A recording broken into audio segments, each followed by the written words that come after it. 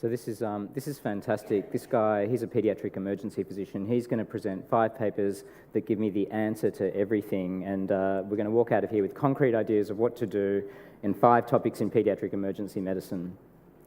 So I'm a pediatric emergency physician, which means I'm naturally predisposed to not being a researcher.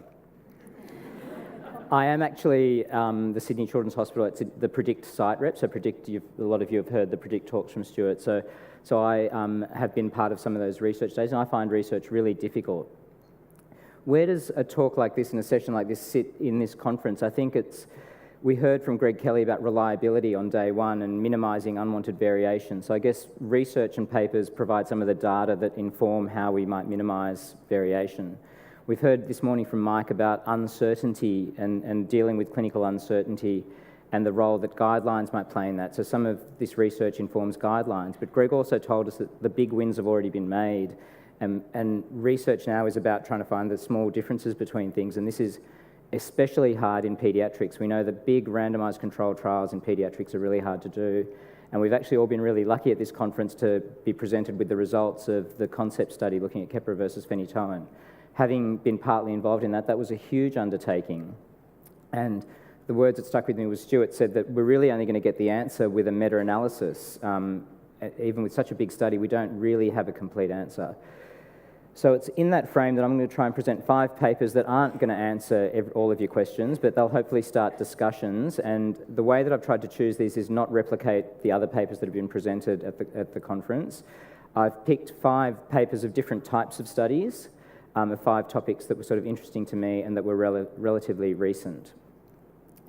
So I wanted to start with a question for you all. So each of these is going to start with a sort of question and a hands up.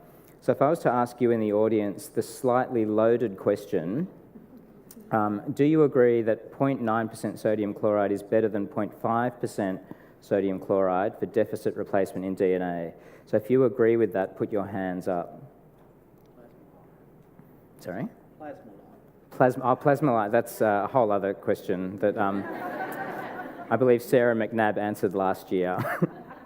Does anyone disagree that 0.9% sodium would be better than 0.45%? So I'm not necessarily going to answer that question, but I just want to present an interesting paper that came out recently. It was a trial of fluid infusion rates for diabetic ketoacidosis, and some of you may have seen this paper. As I go through these papers, I'm going to go through this format. So I'm going to go through a PICO sort of analysis format that some of you might be familiar with. So this was actually a prospective randomised trial.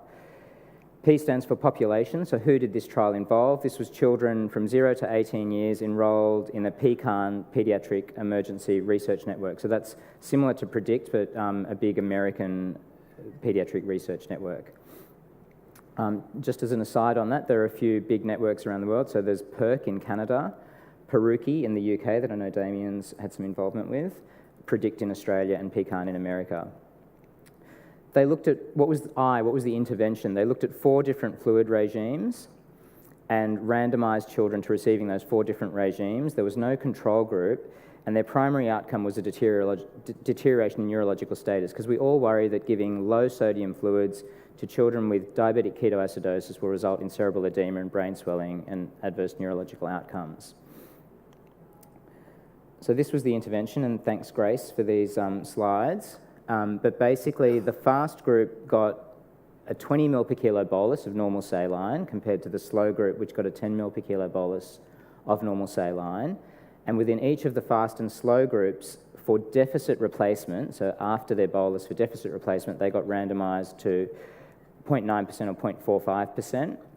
The 0.9% group in the fast group and the 0.45% in the fast group got their fluids over 36 hours, essentially, and 48 hours in the slow group, and the slow group was only 5% replacement fluids, and the fast group was 10%. So the fast group got more fluids faster, and the slow group got less fluids slower, and within each group there was high and low sodium concentration. So essentially, what did they find? They found no difference in neurological outcome between the 2 groups, which I found surprising. It sort of goes a bit counter to what I thought. I'm always worried about fluids and giving cautious fluids in these children. I guess, like with all studies, it's up for debate, so I don't think this is the answer.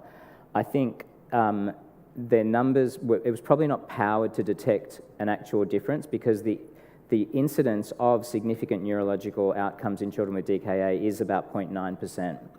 And so it's going to be difficult to have enough children in a study to detect a small difference. But I guess what this study does give us is some reassurance that when we're worried about assessing exact fluid deficit and what fluids we should be giving, that there's some evidence to suggest that we're probably going to be okay, and as long as we continue what we do in all our guidelines, which is regular monitoring, regular electrolyte checking, then we're probably doing the right thing. So I'm going to move through these pretty quickly. My next question is about procedural sedation. So for those of you who are involved in procedural sedation of children in emergency, would you agree that propofol is just as safe as ketamine for procedural sedation in paediatrics? So hands up if you agree that propofol is just as safe as ketamine. So a few people. So who disagrees that propofol is just as safe as ketamine? So more people. I know there's a lot of love for ketamine in this group. So this paper from JAMA essentially was a prospective cohort study, and they just looked at a population of children less than 18 years old. It was PERC, so this was a Canadian study. It wasn't a control trial in that it was prospective, and they just saw what people did, and people entered what they did onto a database, and then they analysed the outcomes of that. So they had a various range of sedation regimes. The most common was ketamine, so 62% of children on this study were sedated with ketamine alone. And then the next most common was ketamine plus propofol, so ketofol, that a lot of you have heard of, that has a lot of theoretical benefits. And then ketamine, midazolam, propofol alone, ketamine plus fentanyl, propofol plus fentanyl. Again, there was no control group, and what they looked at was adverse events, both serious, what they classified as serious adverse events and non-serious adverse events. They looked at significant interventions. And so what did they find? So sorry, this is a little bit busy, but hopefully colourfully entertaining slide. They found that overall there was a total of 11.7% adverse events, but most of them were not significant. So what are the significant adverse events? They're apnea, of which there was 0.9%, laryngospasm, hypotension, bradycardia, and desaturation and vomiting were the most common sort of considered non-serious adverse events, which is probably not surprising to those of you who do procedural sedation. Ketamine was essentially safer than propofol or combinations of ketamine and other agents. So for the ketamine group, of which there was 62% totally given, there was only 0.9% incidence of serious adverse events. There was 2 to 4% with any of the other combinations. And I found this interesting because while I don't do it, I'm often thinking about why don't we do ketofol where I work. We tend to do ketamine, and I think why aren't we doing more ketofol because potentially it's safer. I guess the only thing to say about this study is that it did demonstrate that overall procedural sedation is very safe in children, and while I haven't presented it, when you look at the interventions that needed to be made, there were very few interventions that needed to be made. And specifically with propofol, the comment that the authors made was that propofol is very short-acting, so any of the side effects from propofol were usually pretty transient and no significant interventions needed to be made. No children needed to be intubated.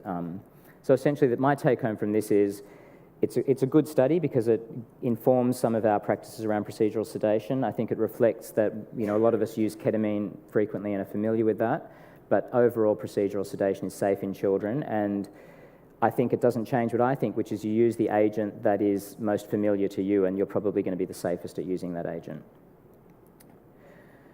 So moving on now. So for those of you that intubate children regularly in ED, which is all of us, right? We all intubate children regularly in emergency. I am more likely to use rocuronium to intubate a child in ED than succinylcholine. So put your hand up if you agree with that. So I wonder if I'd asked that question 2 years ago, if anyone would have put their hand up. So I've noticed a trend towards rocuronium as well.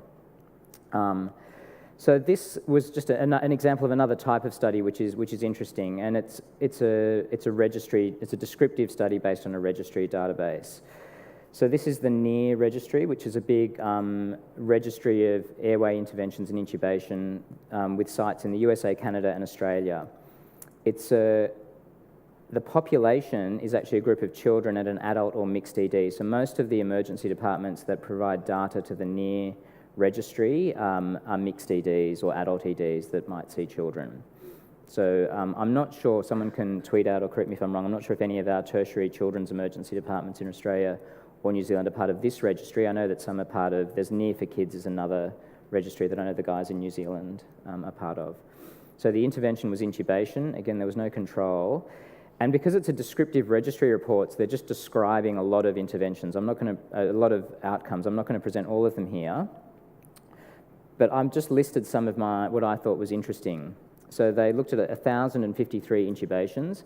In and of itself, I think that's significant because we know that intubating children in ED is a relatively rare phenomenon, so anything where we can get information from a big number is useful.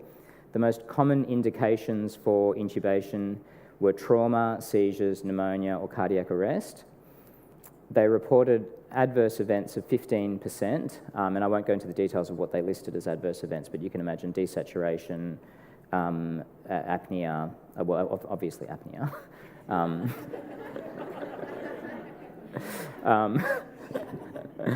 They noticed a trend over time to use less and less pre-treatment, which I think, I would agree is reflected in what people are teaching. More rocuroniums being used in paediatrics, reflecting, I think, a shift in adult practice. Again, availability of video laryngoscopy was reflected in this, and people are using video laryngoscopy more and more.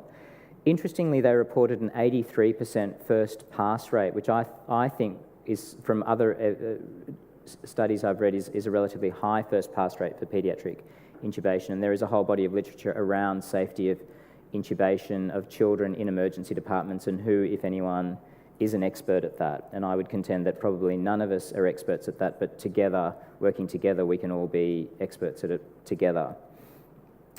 So that was really just quickly going through that one as an interesting descriptive registry study. And reflecting on registries, I wonder if, and this is another little aside, I wonder if one of the future avenues of research are big registry studies where we can enrol big numbers and analyse for small differences in treatments as a way of being able to get more meaningful information, because these big randomised control trials are really difficult to run. And I was listening to Mike's talk this morning on fever, and I think about that a lot.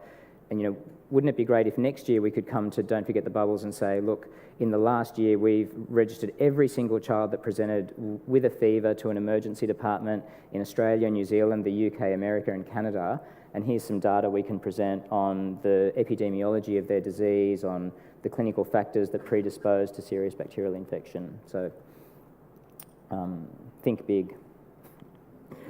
Okay, so this was an interesting, I found this particularly interesting. So for those of you who do lumbar punctures on children, and there might be a few of you who occasionally get a traumatic tap when you do that, how do you correct for that potentially traumatic tap? So the statement I'm presenting you with is I correct for traumatic taps by using either the peripheral full blood count or the 500 to 1 rule. So if you agree with that, would you put your hand up?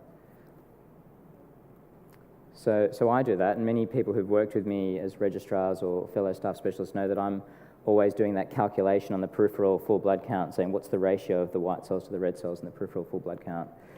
So this group tried to study this and tried to say, well, what is the best way to correct for a traumatic tap in infants? So this was a retrospective cohort study, so I'm getting progressively less and less sort of meaningful in terms of study design. So a retrospective cohort study where they basically just looked back at all the children under 60 days that had bacterial meningitis and looked at the ones who had traumatic taps and whether they could work out an ideal correction factor that would minimise the number of false negatives but also minimise the number of false positives. So what did they find? Through sort of logistic regression, they derived a ratio of 877 to 1. In total, they looked at 20,319 lumbar punctures. Of those, 14% were traumatic. I'm happy to say I think that's a fairly low proportion of traumatic taps, just quietly. And of those, Mike reflected this in his talk this morning, that the number of infants under 60 days who had a lumbar puncture in this study that actually had bacterial meningitis, as defined by a culture-positive CSF with a suspected pathogen, was 33, so 1.1%. So they looked at those children with meningitis and the traumatic taps and tried to work out how to get a number that would minimise false positives without leading to more false negatives. Essentially, there's a lot of description around this in the study, but I'm just going to distill it down to a few points. So it was not useful for the under 1 monthers. They found that the authors conclude that 877 to 1 was as good as 1,000 to 1, so why not use 1,000 to 1? But when you look at their tables, 500 to 1 was just as good as well. Interestingly, looking at the peripheral blood count, that probably wasn't as good as the others. So for me, I'm always banging on at work about, sit down and be clever and look at the full blood count and calculate the ratio and don't use 500 to 1. So I wonder if I'll start reflecting on that and maybe changing what I do around that. My other reflection on this is, I think it's potentially significant as we're moving to an era where we're being more and more conservative, less and less conservative, I guess, with the management of febrile neonates in the 1 to 3 month age group. And so I know the Royal Children's Protocol has, and they've been doing this more recently, sending children home who've had a lumbar puncture based on the microscopy results, saying if it's not look like meningitis and they look well, there's a potential you might send them home. I've never done that yet in my practice. But as we move more and more to that, the significance of a cell count on a lumbar puncture helping us diagnose whether a child has meningitis or not and might be able to go home becomes more significant. So this is just something that will inform that and let us think about that. I think for the under 1 monthers, most of us, I think in the audience who are doing a lumbar puncture in a child under 1 month would be admitting them for antibiotics until we get culture results from them. They also didn't look at viral meningitis in this study. I want to finish with a PREDICT study, so shout out to PREDICT. And I want to ask the audience another slightly loaded question. In your opinion, PEM physicians have good enough evidence to support their management of severe asthma? It's one of the most common things we see. We're all experts at asthma. So put your hands up if you agree that PEM physicians have good enough evidence to support their management of severe asthma. No one agrees with that statement. So this was and I know this was sort of alluded to in one of the other sessions yesterday, I think. This is the PREDICT prioritisation study. So PREDICT being the Australian Paediatric Emergency Research Group, trying to work out what's the future direction of paediatric research, where's the money, where are the gains going to be made. And this was a Delfy study, which before I was involved in this study, I didn't know what a Delfy study was. So essentially, a Delfy study is a way of just getting opinions in a structured way to inform what we're going to do. And so what did they come out with? They came out with a few research questions. So that one of the top questions was the question that paediatric emergency physicians in Australia and New Zealand wanted answered was, in children with severe asthma, does a specific intravenous agent compared with another intravenous agent or placebo result in improved outcomes? Now, I'm sure all of us who look after children with severe asthma use intravenous salbutamol less and less. We use magnesium, but there's actually no data to support that evidence. So what was another question we asked? In children who require emergency intubation, does the use of high-flow nasal oxygen during intubation attempts compared with standard practice improve outcome during and post-intubation? Another high-ranking question was, in children presenting to the ED with presumed sepsis, does low volume compared with high volume fluid resuscitation improve outcome? And Elliot Long, as you've heard, is looking at that and doing some research into that. This is a great study because it came up with 35 research questions. So for those of you in the audience who are looking to do some research or to do a college project, this is a great place to go to look at some of these questions and go, is there something I can contribute to helping, in a small way, answer some of these questions? The other really fascinating part of this study was that from the first run through, 48% of questions that were, about 50% of questions that were asked by emergency physicians were deemed by the reviewers and authors of this paper to have already essentially been answered in the literature. So And I think that supports that concept of knowledge translation and how long knowledge translation takes. So I've presented you there with 5 sort of slightly different papers, nothing amazingly groundbreaking, but hopefully I've exposed you to different types of studies and different types of papers in emergency medicine, and given you some papers that you can take away and have a think about how or if the results of these papers will impact your practice, and to start some conversations in your workplace around what you do and how these might contribute to you minimising variability and whether they will affect any of your guidelines where you work. Thanks.